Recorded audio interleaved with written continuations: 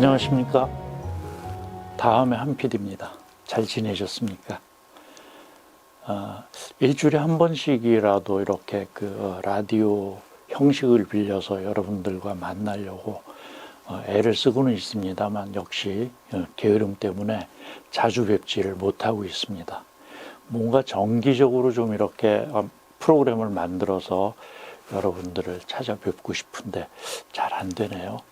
여러분들은 새해 벽두에 계획 세운 거 지금 잘 진행되고 있습니까?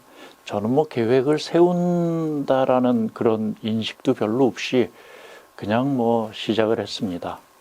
근데 올해 시작하면서 엊그제 이제 대통령의 연두 기자회견이 있었습니다.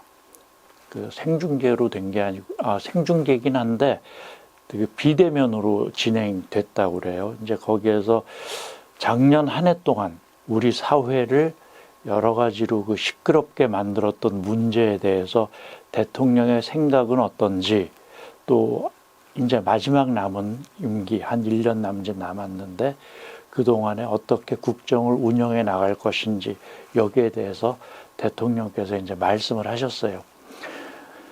근데 그 중에서 좀 아주 제가 속이 좀 시원했던 게 여러분들도 마찬가지셨을 겁니다만 법무부, 추미애 법무부하고 윤석열 검찰총장의 갈등 한마디로 아주 정리를 하셨더라고요.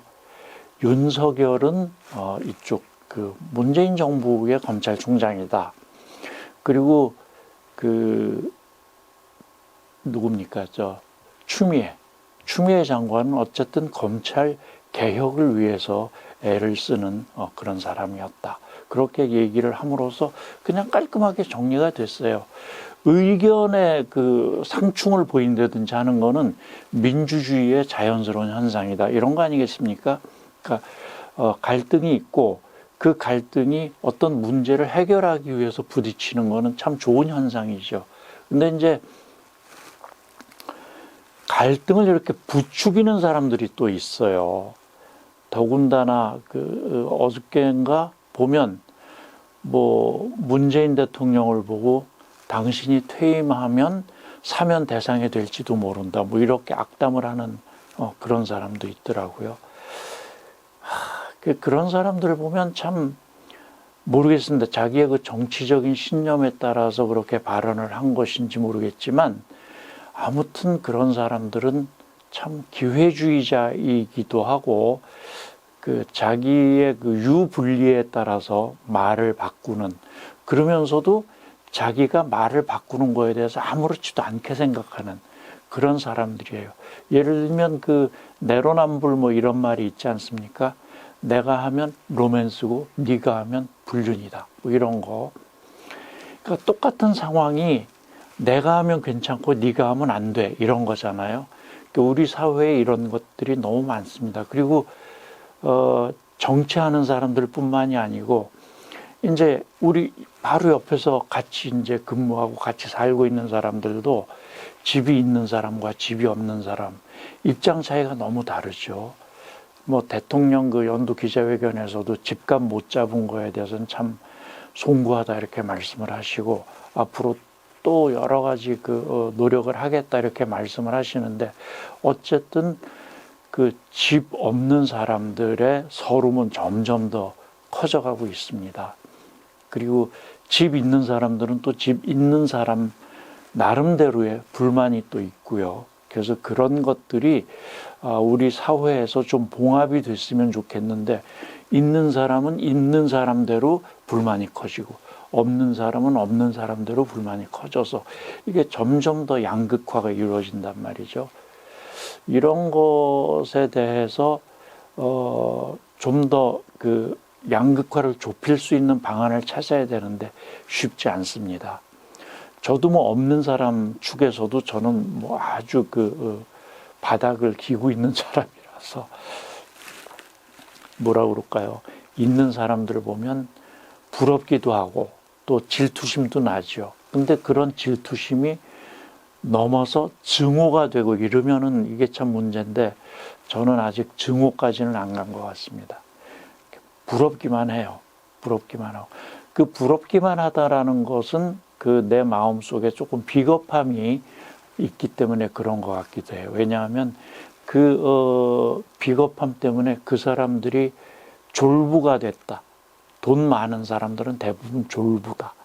그러니까 치졸한 어떤 수단 방법을 써서 돈만을 위해서 애를 쓴 사람들이다라고 내 마음속에서 생각하게끔 하는 아마 무의식이 작용하지 않았을까. 그래서 그냥 부럽다라는 마음이 있는 거지 그런 것을 질투하고 이러지는 않는 것 같습니다. 그나마 다행이라고 할까요? 그런 형편이고요. 뭐라 그럴까 또 제가 이제 요 프로그램을 찍으면서 한 2편 내지 3편의 작은 주제를 가지고 한 프로그램을 이렇게 만들려고 하고 있거든요. 근데 정치 문제를 늘 처음 얘기해야 된다는 강박관념이 있어요. 그거는 아마 우리 그 언론, 그러니까 매체들, 미디어들이 늘 뉴스를 내보내도 그렇고 정치 문제를 제일 처음 내보내고 정치, 경제, 사회, 문화 뭐 이런 식의 어떤 그 순서가 있지 않습니까? 그런 순서가 내 머릿속에 있나 봐요. 그래서 정치 문제를 제일 먼저 말씀을 드리는 것 같은데 이 순서도 좀 바꿨으면 좋겠어요. 근데 오늘은 우선 그 정치 문제를 먼저 말씀을 드렸습니다.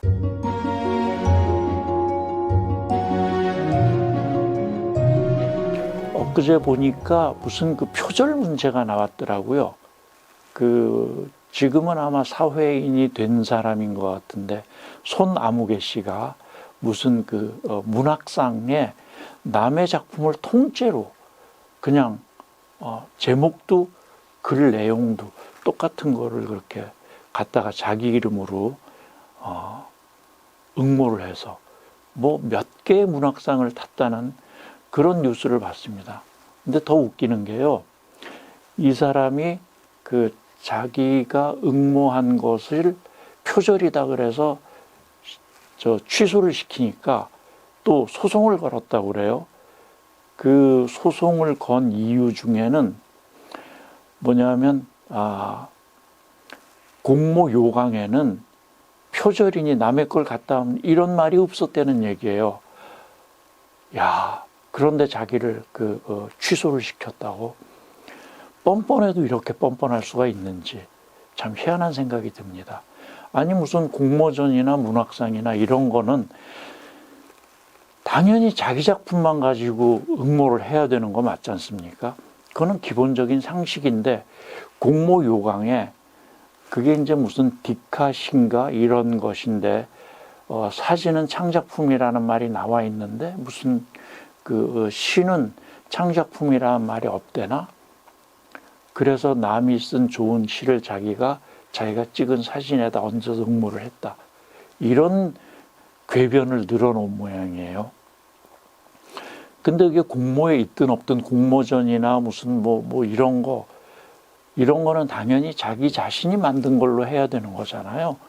기본적으로 알고 있어야 되는 상식인지 그거를 몰랐다는 거죠. 참 희한한 일입니다. 그 양반이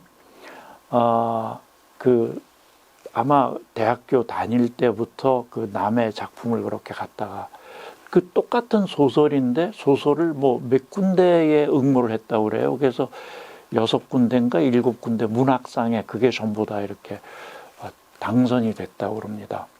그리고 그거를 자기 SNS, 뭐 페이스북인지 인스타인지 모르겠습니다만 그런 데다 막 자랑을 하고 나는 무슨 문학상도 받았고 무슨 문학상도 받았고 뭐 이랬다는 거예요. 그런데 그게 전부 다 남의 작품을 갖다 이렇게 표절이라고 그러면 뭐 일부를 바꾸고 이런 게 표절이잖아요. 이건 표절이 아니고 그대로 갖다 썼다는 거 아닙니까? 그러니까 이건 도용이죠, 도용. 그래 놓고서도 사회생활을 할 수 있다는 것 자체가 굉장히 뻔뻔스러운 거예요. 여기에 대해서 어떤 정신과 교수님이 분석을 하신 게 있네. 그걸 또 읽어봤어요. 그랬더니 뭐라고 그럴까요? 요즘 인터넷 세상이 되고 SNS라는 게 너무 발달하다 보니까 그런데 뭘 올려서 과시하고 싶고 자랑하고 싶고 그런 심리 때문에 벌어진 사건이다. 이렇게 또 얘기를 하시더라고요. 그러니까 누군가에게 자랑을 하고 싶은 마음이 있는데 그게 이제 강박관념이 된 거죠. 그래서 자랑할 거리를 찾다가 남의 걸 아예 도용을 해서, 근데 이제 이렇게 하다 보면요, 나중에 그 작품을 정말 자기가 썼다고 착각하게 되는 그런 경지에까지도 올라갈 수 있어요. 이거 굉장히 위험한 거죠. 그러니까 우리 사회가 정말 복잡하다 보니까 이상한 사람들이 많이 나오고 있습니다. 그래서 저는 이 그 공모전 무슨 그 신춘문예 이러면 아주 뼈아픈 추억이 있는 사람이거든요. 제가 이제 시 공부를 했었는데요. 1980년도, 그러니까 뭐 지금 벌써 몇 년입니까? 30년도, 35년인가? 아무튼 30년이 더 된, 35년은 아니네요. 80년도면 아니다. 80년도. 아이고, 40년이 넘은 얘기군요. 그때 이제 그 한창 문청이었을 때죠. 시 공부를 했으니까 각 신문사에 이렇게 그 신춘문예 투고를 하지 않습니까? 뭐 5대 일간지 이러면은 동아일보 무슨 조선일보, 그때는 조중동이 그렇지 않았어요. 그때는 정말 조선일보 뭐 조선일보는 뭐 조선일보도 그때 좀 그렇긴 했는데 동아일보 같은 경우는 뭐 그 뭡니까, 전두환 군부의 독재에 저항하고 막 이런 그런 신문이었는데, 어쨌든 제가 그 신춘문예에 투고를 하고 그 12월 말쯤 되면 20일경 되면 이제 당선된 사람들한테는 미리 연락이 가요. 근데 연락이 안 오길래 떨어졌나 보다 그러고 있었는데 1월 중순쯤 됐나? 그러니까 1980년도 1월 20일쯤 됐나? 그 고등학교 동창 한 놈이 전화가 왔더라고요. 그래서 야, 너 저 동아일보 신춘문예 최종심까지 올라갔더라. 이런 얘기를 하는 거예요. 그때 이제 동아일보라는 데는 신춘문예 발표를 신문에다 발표를 하지 않고 그 신동아라는 자매지 월간지에다가 당선 소감, 당선 작품, 뭐 또 심사평 이런 것들을 실었는데, 저는 당연히 연락이 안 왔으니까 떨어졌겠거냐고 잡지를 보지도 않았죠. 그 친구놈 전화에 의하면 그때 이제 3명이 최종심에 올라갔는데 거기에 제가 들어갔다는 거예요. 이런 것도 참 좀 쑥스러운 얘기인데 여러분들한테 자랑하고 싶어서 일어나 봅니다, 제가. 그러니까 어쨌든 떨어진 거예요. 그래서 저는 그 등단을 신춘문예로 하지 못하고 다른 문예지로 등단을 했었는데, 아무튼 그래도 떨어졌더라도 그 최종심까지 올라갔다는 게 굉장히 자랑스럽더라고요. 근데 제가 궁금증이 굉장히 심한 사람이에요. 그래서 궁금한 걸 못 참아서 봄쯤엔가 그 심사위원 하시던 분을 찾아뵀어요. 그분이 이제 고대 국문과 교수를 하셨는데 연대 국문과로 이직을 하셨더라고요. 그때 이제 저는 뭐 20대 초반, 중반 그때 나이니까 선생님하고 학생 요런 정도의 사이죠. 찾아뵙고 신춘문예 응모했던 아무개입니다. 그랬더니 기억을 해주시더라고요. 그래서 그 신춘문예 이 심사에 얽힌 뒷얘기를 좀 이렇게 들은 적이 있습니다. 그래서 내가 그래서 떨어졌구나. 그래도 어쨌든 그 최종심까지 올라갔다는 것이 자랑스럽고 뿌듯하고 한편으로는 창피하고, 그래서 저는 그 무슨 이 문학상 이런 데 굉장히 콤플렉스가 있는 사람이에요. 그래서 이 손모 씨라고 하는 그 총각의 행태를 보고 굉장히 좀 놀라움과 분노 이런 게 치밀더라고요.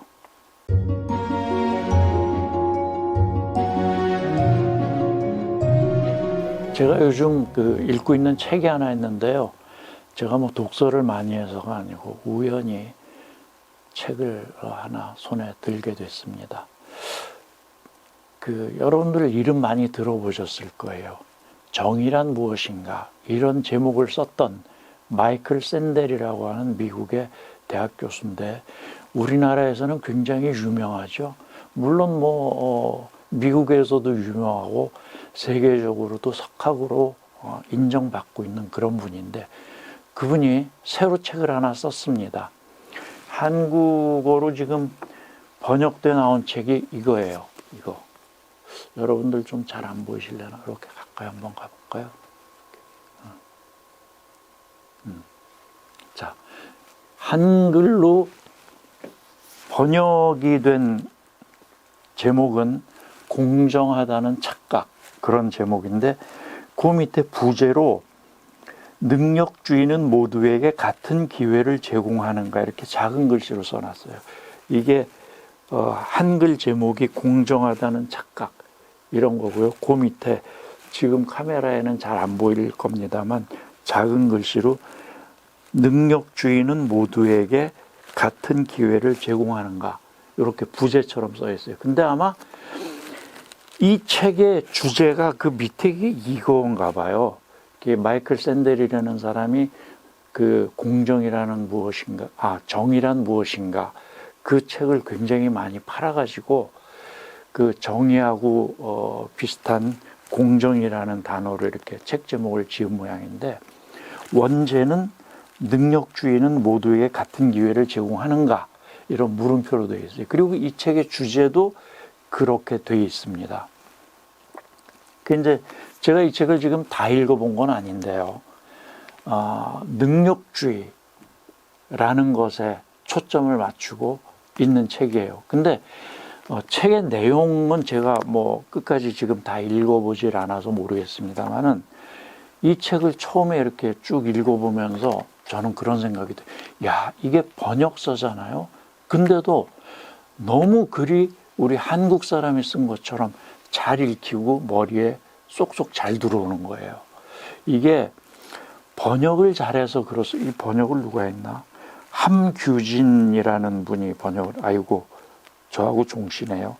함규진이라는 분이 번역을 하고 마이클 샌델이라는 사람이 지은 것인데 번역을 잘한 측면도 있을 거예요. 그냥 아주 웬만한 한글로 쓴 저서보다 문장이 쏙쏙 이렇게 머리에 들어오더라고요. 근데 이 마이클 샌델이라는 사람 자체가 글을 쉽게 쓰는 것 같아요. 이 사람이 강의하는 것도 유튜브에서 몇 편 제가 본 적이 있는데 강의도 아주 쉽게 잘 하시더라고요. 그래서 어려운 내용을 어렵게 얘기하시는 그런 분들도 있지만 어려운 내용을 쉽게 설명해 주시는 분이 정말 우리 일반인들에겐 좋은 분이 아닌가 그런 생각이 듭니다. 이게 웬만한 소설책 같은 것보다도 더 머리에 쏙쏙 잘 들어와요. 여러분들도 한번 기회 되시면 요거 한번 읽어보셨으면 좋겠습니다. 이 내용이 뭐냐면 제가 읽어본 바로는 출세한 사람들, 출세한 사람들과 출세하지 못한 사람들의 차이, 그리고 출세한 것이 보통 개인의 능력 때문이라고 생각을 하는데 그 능력이라는 것이 과연 올바른 것인가, 공정한 것인가 이런 거에 대한 의문부터 이제 시작을 하는 겁니다. 우리가 왜 능력이라고 하면 개인이 타고난 능력이잖아요. 그 능력, 개인이 공부를 잘해서 그래서 사회적으로 높은 지위에 올라가고 좋은 직장을 얻고 이런 것이 이제 보통 개인의 능력이라고 치부가 되는데 그게 과연 개인의 공정한 능력이냐 이거예요. 거기에 이제 의문을 가신 거죠. 왜냐하면 미국의 얘기니까 미국에서는 하버드니 프린스턴이니 이렇게 유명한 대학 들어가서 졸업하고 미국 사회의 상류층에 자리 잡은 사람들 그런 사람들을 쭉 보면 대체로 부잣집 아들들이다 이거죠. 그러니까 미국도 마찬가지로 민주주의가 그렇게 잘 발달될 때는 미국도 부잣집 아이들이 역시 상류층으로 가더라. 그러면 그 부잣집이라고 하는 사람들은 부모가 돈이 많아서 그 아이들한테 돈을 막 투자해가지고 공부를 시키는 거예요. 이건 뭐 우리나라도 마찬가지죠. 그래서 교육을 많이 시키니까 그 아이들이 공부를 잘할 수밖에 없고, 공부를 잘하니까 좋은 대학에 들어갈 수밖에 없고, 좋은 대학에 들어가니까 졸업을 하고 출세할 수밖에 없더라. 이런 내용이죠. 그래서 사회적으로 공정하다는 것에 대해서 이제 의문을 가지는 것이죠. 능력주의라는 것. 그리고 이것이 결코 공평한 능력주의에서 출발한 것이 아니고 돈의 힘에 의해서 출발한 것이다라고 얘기를 하고, 그럼 이것을 해소하려면 어떻게 하느냐? 역시 그 교수는 해결 방안을 생각을 하고 있어요. 이게 아마 마지막 뒷부분에 나올 텐데, 제가 뒷부분까지 읽어보질 않아서 대충 살펴본 바로는 아마 그런 돈의 힘에 의해서 능력이 출중하다고 인정받은 사람들이 사회적으로 성공을 했을 때 성공하지 못한 사람들을 깔보고 멸시하고 할 게 아니고 배려와 관용을 가지고 그 사람들을 이끌어줘야 된다. 뭐 이런 내용이 아마 결론인 것 같아요. 그런데 말이죠. 우리 그 인간의 탐욕주의라고 하는 것 때문에 그거는 불가능한 일인 것 같아요. 미국이나 여기나. 뭐 우리 사회에서는 옛날부터 그런 말이 있지 않습니까? 개천에서 용 난다.